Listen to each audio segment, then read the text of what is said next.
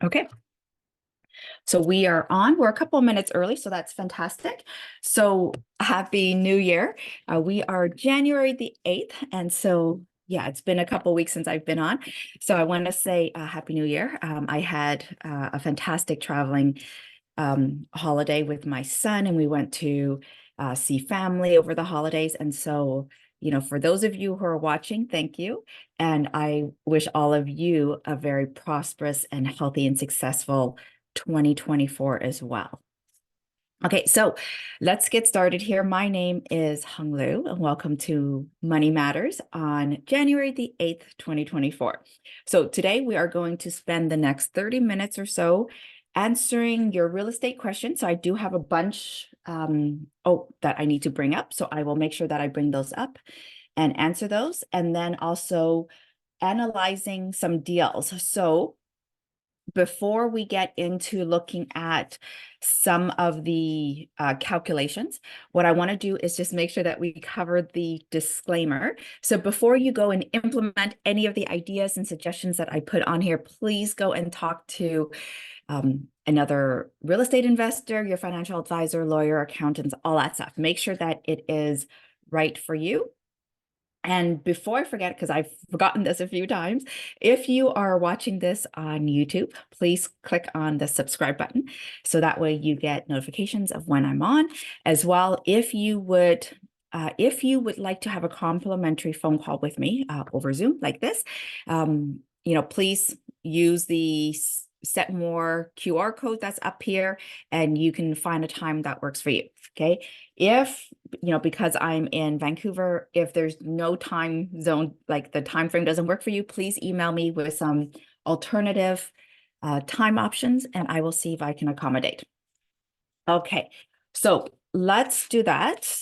Okay, so we will, before we get into the questions, what we're going to do is look at some calculations, because I know that sometimes analysis paralysis can prevent us from moving ahead, and the fear of not understanding the numbers can also hinder us, but also, with just the way the numbers work in real estate, there are so many opportunities out there that if you don't understand the numbers, if you don't do the calculations correctly, you could potentially lose your own money. You could lose your investor money as well.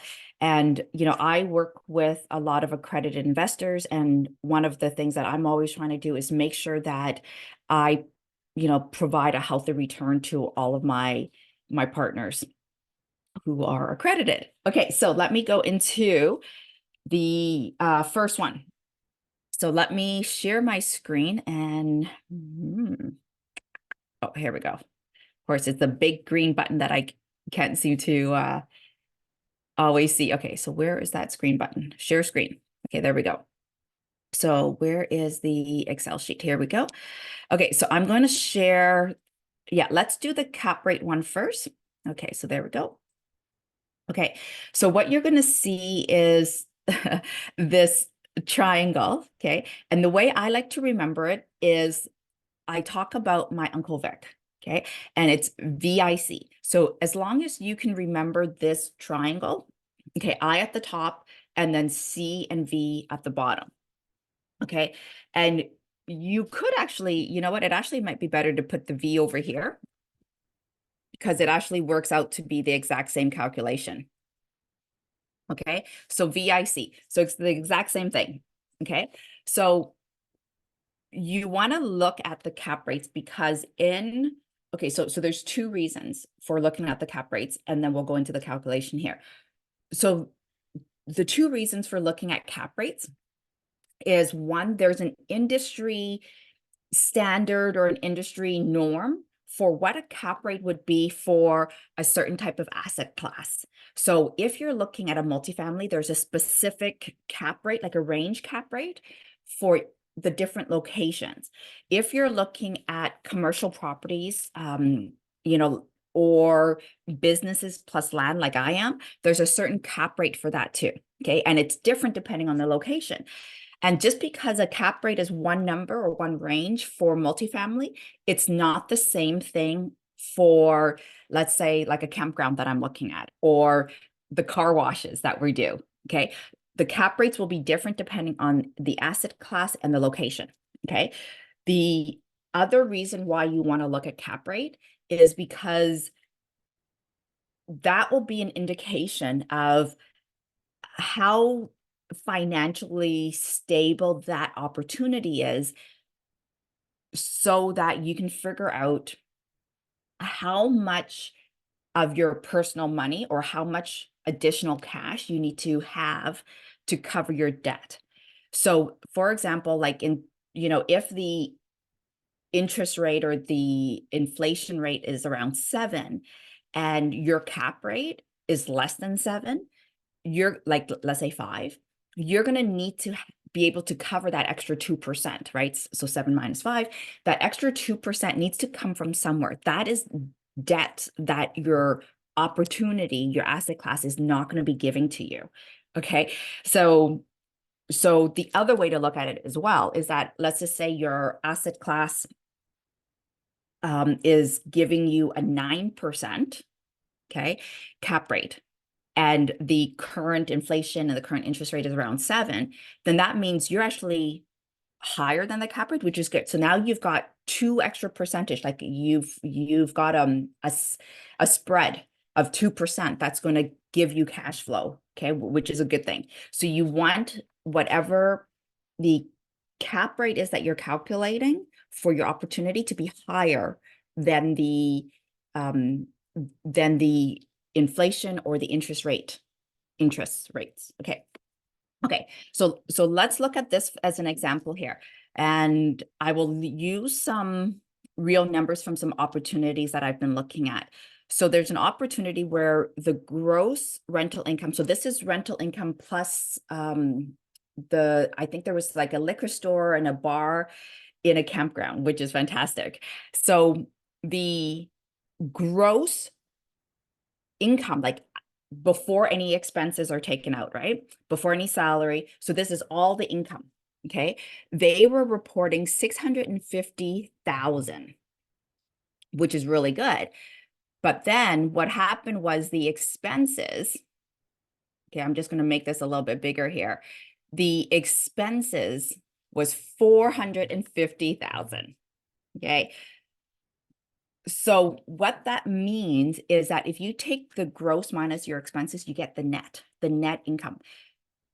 When you look at a lot of opportunities out there, they talk about the gross income.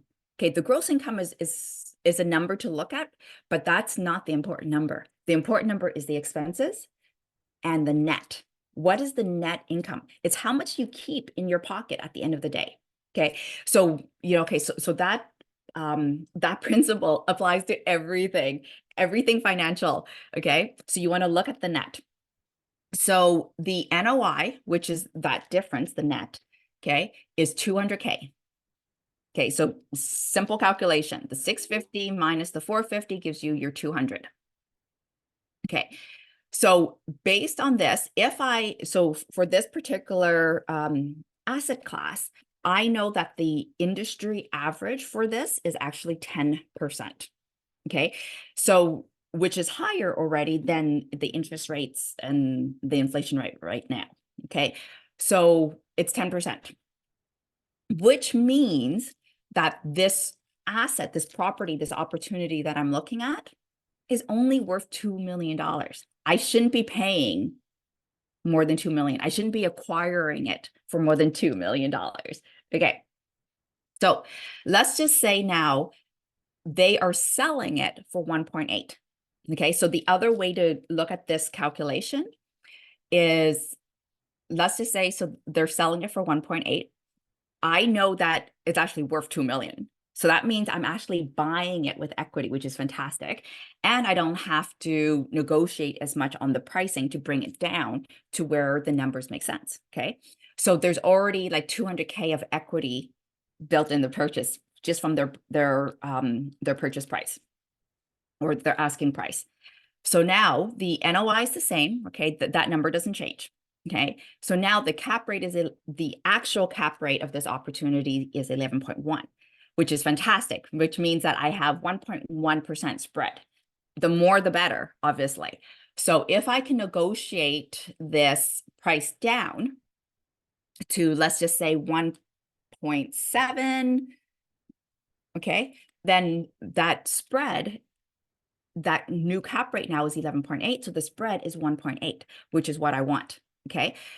So the other thing to look at when you're using Uncle Vic, okay, so I think I skipped over the part of how this triangle works. Okay. So if you have the income, the net income, then it's V times C.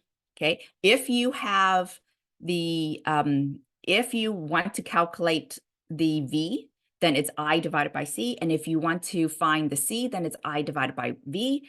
Okay. So it's, yeah, so the income is V times C. Okay. So that's how you use that triangle. Okay.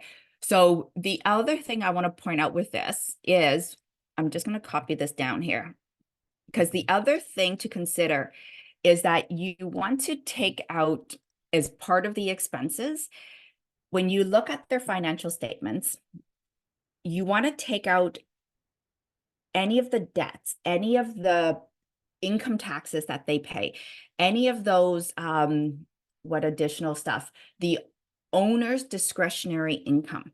Okay. You want to take out all of that stuff because that's not really part of the expenses, right? Like you can control how much you're going to pay the actual owners. You can control how much you would pay for the income tax from the corporation. Okay. You can control how much debt servicing you have on this opportunity. So you want to make sure that you take that stuff out. So let's just say, as part of this 450, there's 100K that they pay because it's owner, what do you call it? Owner managed. Okay. So the thing to keep in mind with the owner's discretionary income is that if you are acquiring this and you're going to put, if you're going to be there to run it, then that number could be different for you, right? So that's where you can adjust that 100K.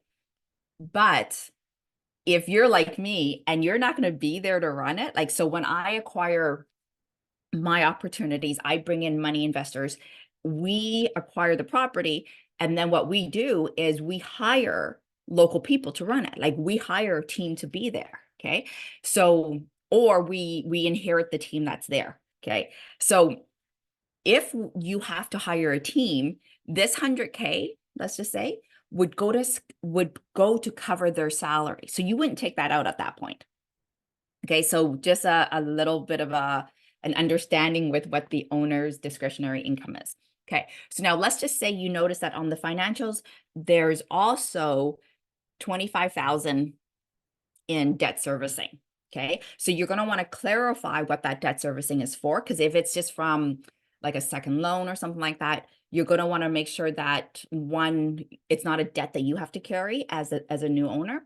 But if it's for, like a mortgage, or which is pretty low in this case, or if it's a second mortgage or like an equipment loan debt, okay, you want to make sure that, one, it's not part of it, or that you take it out. Okay, so in this case, we're going to take it out. So that's why I'm putting it in here. And usually in the financial statements, they don't include the corporate taxes, so you don't have to worry about that part usually. Okay, so let's just say now, so you put that all in, the actual expenses now are 325. So that's a significant drop from 450 down to 325,000. Okay, so now the NOI, okay, which is your income. So it's just, okay, so your gross minus your expenses, so your net income is your 325. Okay, your cap rate. So we know that the industry norm for this type of asset class is 10% cap rate. So we put that in there. So it automatically calculates that this opportunity is worth about $3.25 million. Okay, so as you can see, like just by adjusting your expenses, right, your value has gone up significantly. This is the same principle with multifamily. Okay, this is the same principle with any type of asset class. Okay, so to do that, what it is just your, so you've got your income and you got your income and you've got your your cap rate. So it's just going to be your income divided by your cap rate to get your VIC. Okay, which is, sorry, your V, which is the value. Okay, so I divided by C. Okay, so now if we, so we're selling, sorry, so the value is worth 3.25. Okay, so let's just say we are able to acquire it, okay, at 1.7, which is fantastic. Okay, so the NOI doesn't change, and the cap rate now is 19.1. Okay, this would be an amazing opportunity. Like if I saw this, I'd be like jumping on that right away. Okay, so most likely it's not going to be like 19.1%. I haven't seen anything up that high. The highest I've seen recently is maybe like 10.5, 11. Okay, so let's increase this to 2.7. So let's just say they're asking 2.7 for this opportunity. Okay, so if we acquired it for 2.7, it would be at a cap rate of 12%. Okay, so this would be a decent opportunity to at least start and look at during the due diligence. That's where you're going to, figure out, okay, how can we increase the income or decrease the expenses, right? So those are the only two ways to improve your financials here. Okay, so, okay, I hope that covers it. Okay, if there's any additional questions around this calculation, please let me know. I'm happy to run through this again at another time. Okay, so that was the first analysis that I want to walk through, and I'm just going to look at the time to make sure we're doing good here. All right, so let's go to the second calculation that I want to share with you guys. All right, so let me unshare. Oh, I've lost my screens there. Okay, so I'm going to do a new share because there is another calculation that I want to share with you guys. All right, so here is the second calculation. So we are in this. Okay, as you can see, I love spreadsheets. Everything is Excel. Okay, all right. So what we're going to do is, this is the GPLP structure. Okay, so when you get into partnerships, whether shareholders or GPLP, it's pretty much the same idea. Okay, so what I want to walk you guys through today is the understanding of preferred shares and how that works. Because I recently had somebody ask me about that, and I thought, okay, it'd be a good idea to share how preferred shares work. Okay, okay, so preferred shares. Okay, so what's happening now is a lot of individuals are, when we are raising funds, we're offering a preferred share returns. So let's just say you put in 100K. Actually, you know what? I'm going to use a project that I'm working on right now. So the minimum investment that we're asking from our accredited investors coming in is 200,000. Okay. Now this is Canadian. So if you're investing from the US, okay, then you're actually saving, like 30% on the dollar. Okay. So this is all Canadian. So you're putting in $200,000. Okay, and you're going to get some shares in the asset that we're buying. So let's just say a campground or like a car wash, and this could also be for multifamily as well. Okay, so now what's going to happen is they're going to say, for your investment, we're going to give you an 8% preferred rate of return. Okay, and that's going to be year over year. So what that means is, in year one, okay, so in year 0, you're going to put in your 200K, okay, and it's going to be worth 200K. Okay, so you're not going to have any return at that point. Okay, so it's going to be 0, and it's going to be this star, no, not star, plus, sorry, plus this number here. Okay, so it's just going to be 200K. And this is actually interesting that we're doing this because now it's triggering my mind. I did this calculation with my nephew because he's looking at buying. So I'm doing some investments with my nephew. And I said to him, okay, if you give me $1,000 today, I will give you that $1,000 back in 1 year, sorry, in 10 years. Okay. And if he gives me that $1,000, I'll give him the $1,000 back in 10 years. Okay. And I said, and I'll buy you a Nintendo Switch today. So for that Nintendo Switch, okay, which is only $250, you give me $1,000. And then in 10 years, I'll give you that $1,000 back again. And they're like, really? That sounds like a great deal. Okay. So I said to them, okay, fantastic. So then I said to them, okay, calculate at 10% return how much that 1,000 would be worth in 10 years. Okay. And why I would agree to do this. Okay. So if you're watching this and you're like, Huong, what the hell's going on here? I will leave you with that challenge because my nephew came back and understood why I was willing to offer him the Nintendo Switch as the initial investment now for his $1,000 and then repaying him back that $1,000 in 10 years. Okay, so let's just say now, so we're going to go 1, 2, and 3. So usually with the opportunities that we're working now, we're into like a 3 to 5 year time frame. So your money is locked in for 3 to 5 years. Okay. So now what's going to happen is this now becomes 200, your 200,000 on year, right? The first year you put it in, which is the year 0 is the way I look at it. Okay. So now you carry into your first year 200,000.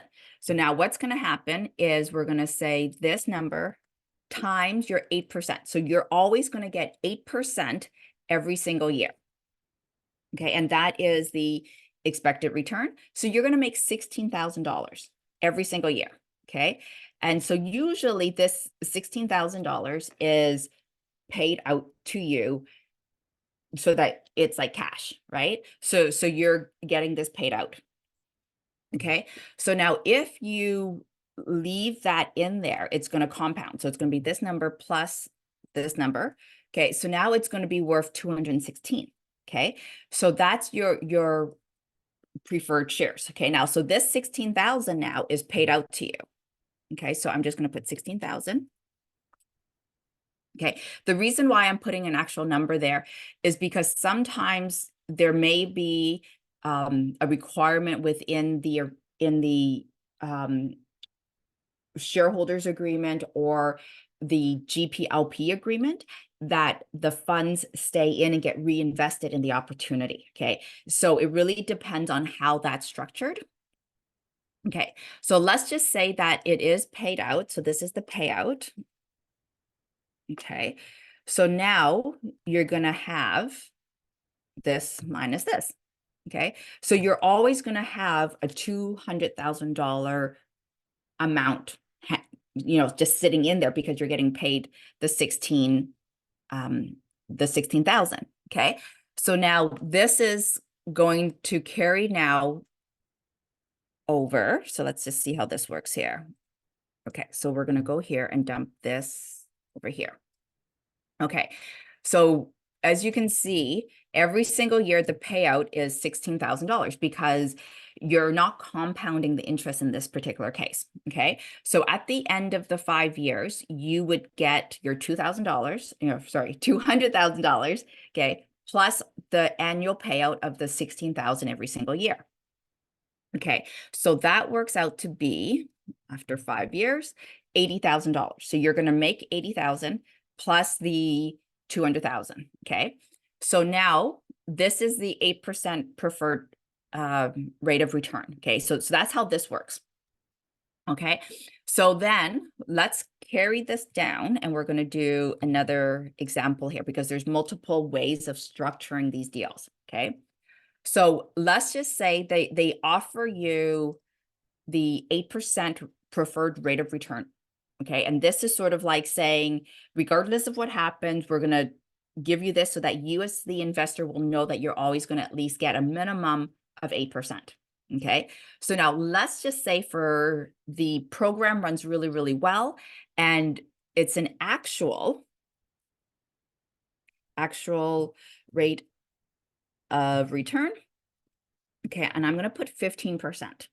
Okay, so now what's going to happen is there's now a difference in the numbers here, right? So what's actually going to happen is you're going to additionally get 2,000 times this number is 15 minus your 8%.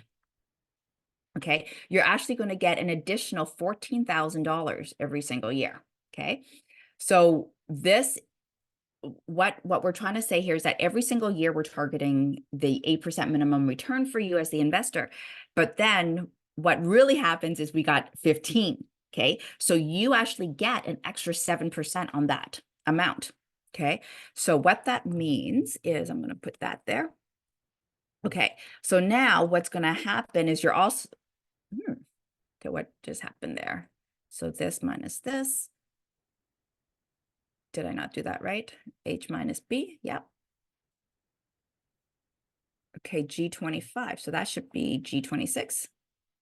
Oh, I see. Okay, so if you are following me on my Excel sheet, you will realize that I forgot to put the dollar sign there. Okay, so now I'm going to carry that down. So I'm going to also now copy this over.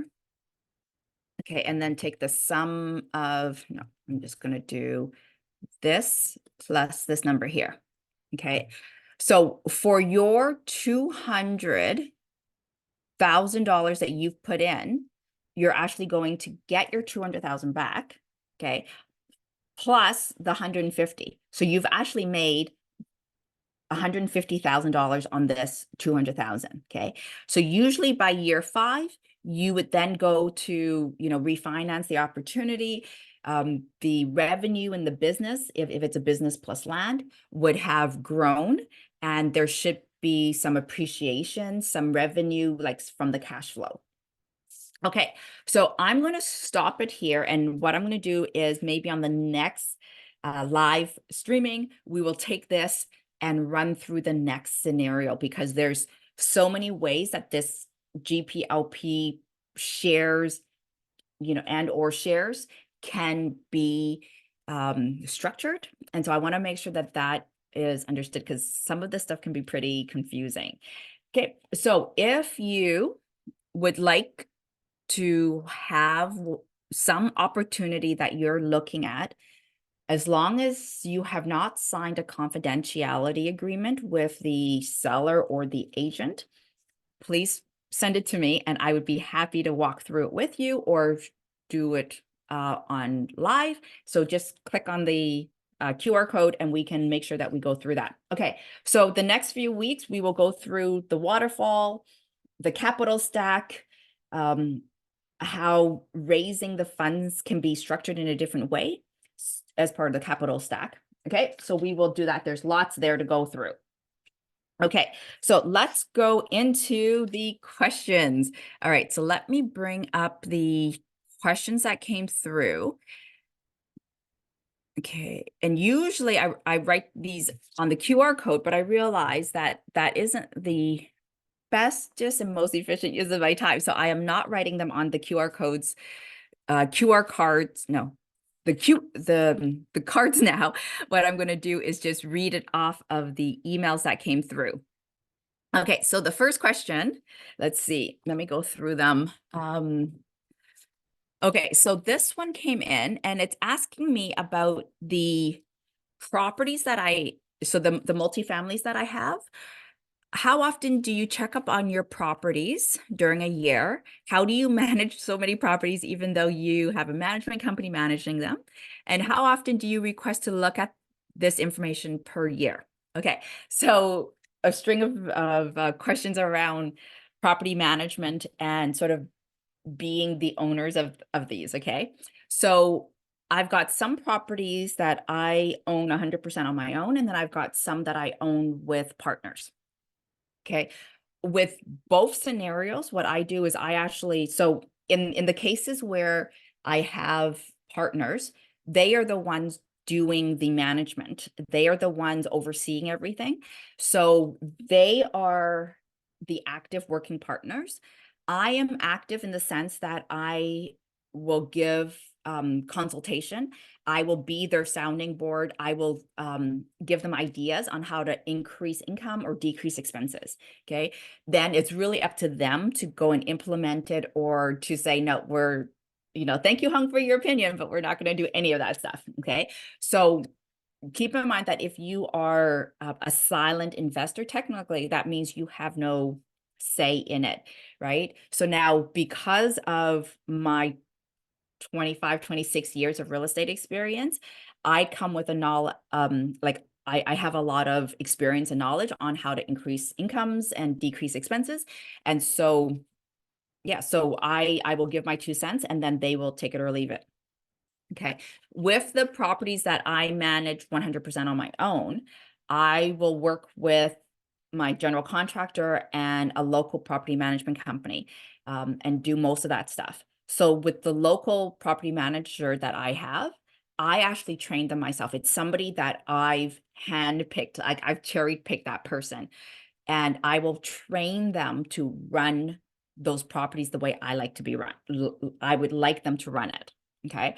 So I will be in communication with them, maybe, every month, like at least once a month, I will be in contact with them. I will look at, all the utility bills, all the documentation, everything, I look at them, but then I have my admin do all of the accounting and the bookkeeping and all that stuff, right? So I try to delegate as much as I can to my admin, and then to the property management company or the individual, as I can. Okay. So I would say, for my own, like my real estate portfolio, I would say maybe at the most 5 hours a month, because I have other people doing, the active stuff. Okay. Yeah, 5 hours a month, I would say, is the amount of time. But keep in mind that I'm at this stage right now after 25 years. Okay. So it's not like, if you're just starting out, it's not going to be 5 hours. Like when I started out, I remember, I was self-managing. I was doing weekends and evenings. Like I was active. Okay. Okay. So thank you for that question. Let's go into the next one. What do you do about buying real estate with the commercial properties that have high turnaround? Okay. Um, I see them closing constantly, and there's always a search for new tenants. Okay, so this is okay, so if I'm reading this question correctly, it's a commercial, so it's land with commercial spots that would be leased out to individuals who will start a business there. Okay, so if there is high turnover, you want to make sure, one, that you're in a great location, that you're able to constantly rent them out. Now, if you are leasing those units yourself, which, if it's your own property and if you've got a real estate license, you can do that. Okay. And it's a great way to have another stream of income coming in. So you want to make sure that you're in a market or a location where there is high demand for that space, so that when one of your commercial tenants move out, you can rent it out within couple weeks, maybe 1 or 2 months. Okay. You don't want your commercial space sitting vacant for 6 months to a year. Okay. Because now that's money coming out of your pocket. Like there's no rental income coming from there. The other thing I'm going to say about that, though, too, is that if you have rented that space out properly to a new business owner, there should be a triple net lease. Plus an annual increase, locking them in for, say, 2 years plus a 2-year optional renewal, or 5 years plus a 5-year optional renewal, right? It shouldn't just be, hey, you know what? I'm going to lease you this place for a month, and if you don't like it, we shut down. Okay. It shouldn't be like that. There should be a triple net lease, locking them in for a set period of time. Okay, so if you're looking at a property and there's constantly turnover there, either the business that's going in is not a viable business. Okay. So one of the things that you could do is look at saying, hey, you know what? If I buy a storefront with the land and there's no business there, one of the easiest things to start is either a coffee shop or a laundromat. Okay. If you start those two things, okay, and it's up and running, you can then sell off those businesses as a business, sell off the business to somebody else. You keep the land. Okay. So we're back to the whole McDonald's strategy here. Okay. So they get filled after being vacant for maybe less than a month. Okay. Would it be worthwhile to invest even though they have high turnaround and even though they are in a high traffic area? Okay. So this, okay. So as the person managing the asset, it becomes a bit of there's a higher stress level there, because if you're not able to lease out the units, even if you're hiring a leasing company and they can't lease it out, you're me as the managing partner, I will not be able to deliver to my investment group, my pool of accredited investors. I won't be able to deliver to them the returns that we've projected. Okay. So one, that would create like a higher level of stress for me, which is not ideal. Okay. So then I would look at, like, if you're keen on looking at this area, I would say, okay, well, what businesses can you put in there to guarantee that the triple net lease is going to be long term, like maybe 2 years, 5 years, okay, like something longer than 6 months. Okay. All right, so let's go to the next one. Let's see, for businesses, how do you manage different marketing strategies for different businesses in different industries? I mean, when you eventually get to the point of having so many, how do you remember all of the marketing strategies and what else that needs to be worked on, and how do you manage them consistently? Okay, so this is one of those questions about, working in your business versus working on your business, right? So if you're in your business, that means you're there day in and day out, right? And you're uh, part of the staff that's there. Okay, that's working in your business. Ideally, what you want is you want to get to the point where you're working on your business. So you're working at the top level, you're planning the different marketing, you're planning how to grow the income, how to decrease the expenses, how to have synergy across the different businesses. Okay. So think of it this way, like there's so many entrepreneurs out there that have multiple businesses. Okay. And how do they do it? Okay. They don't do everything themselves. They delegate. They hire a team. Okay. So, when you get to that level of having multiple businesses, multiple like, even if it's the same type of asset class, but it's in different locations. Okay.